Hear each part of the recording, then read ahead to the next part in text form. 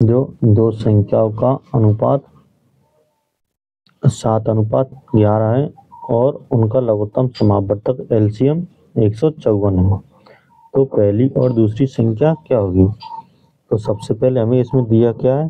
दिया है दो संख्याओं का अनुपात। तो दो संख्याओं का अनुपात कितना है? 7:11 है। और क्या दे रखा हमें एलसीएम दे रखा है। एलसीएम कितना है? 154। तो हमें निकालना क्या है? पहली और दूसरी संख्या। तो पहली और दूसरी संख्या निकालने से पहले हमें पता होना चाहिए कि पहली और दूसरी संख्या हमेशा माना पहली संख्या किसके बराबर होगी? हमेशा पहली संख्या का अनुपात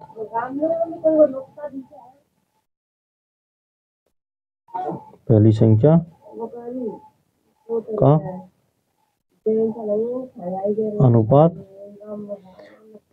का अनुपात गुना HCF।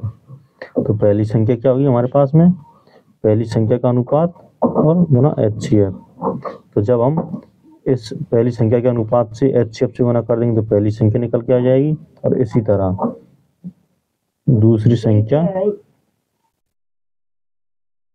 संख्या क्या होगी?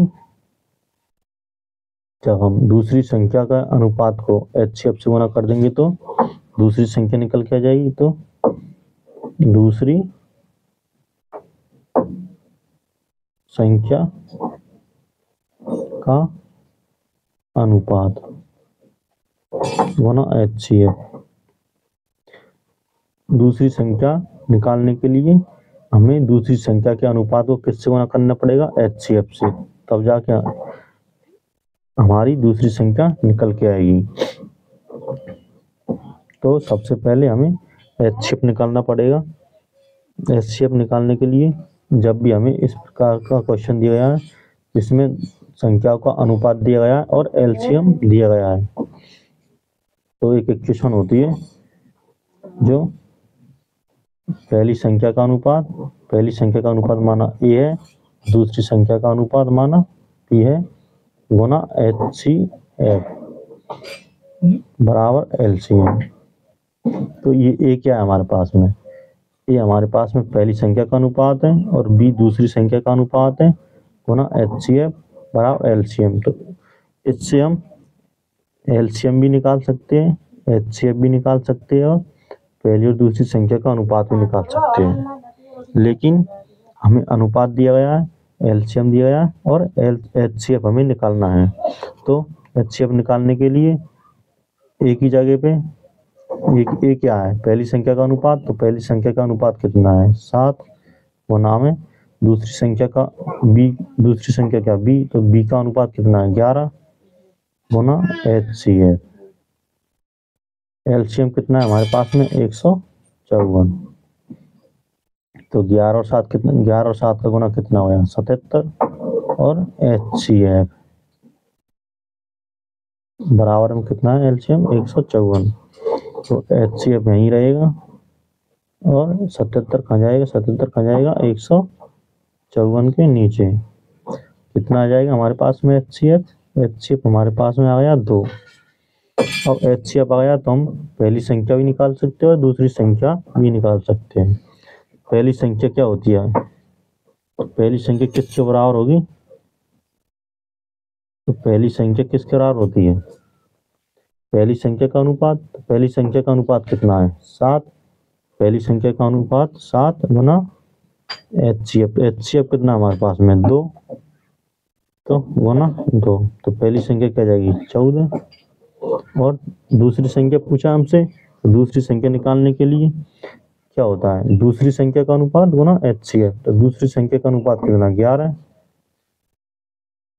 दूसरी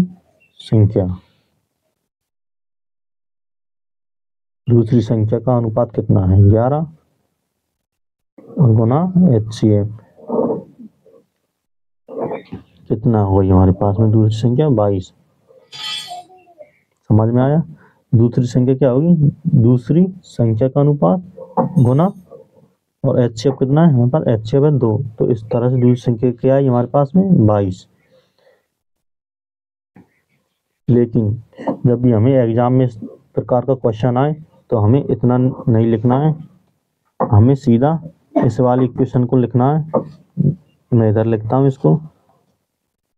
एग्जाम में जब भी हमारे पास में इस प्रकार क्वेश्चन आए जिसमें अनुपात दिया गया है, एलसीएम दिया है और पहली और दूसरी संख्या या फिर एक ही संख्या पहली या फिर दूसरी संख्या पूछ ली जाए, तो करना क्या है, हमें सीधा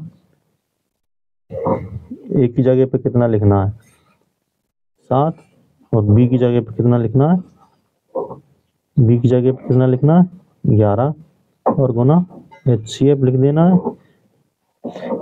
सीधा एलसीएम की जगह कितना लिखना है 154 और 11 7 77 गुना HCF 154 और सीधा 77 को कहाँ लिख देना है 154 के नीचे।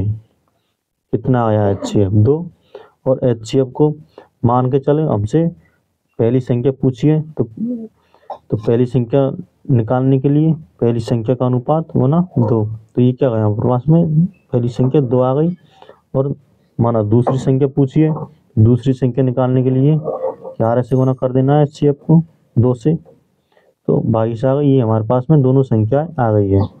तो एग्जाम में जब भी क्वेश्चन आए तो हमें ये सब नहीं लिखना है। वैसे मैंने लिखा है पहली संख्या क्या होगी, पहली संख्या का अनुपात होना HCF, ये हमें पता होना चाहिए। तो एग्जाम में हमें सीधा इतना लिखना है और उत्तर निकालना है।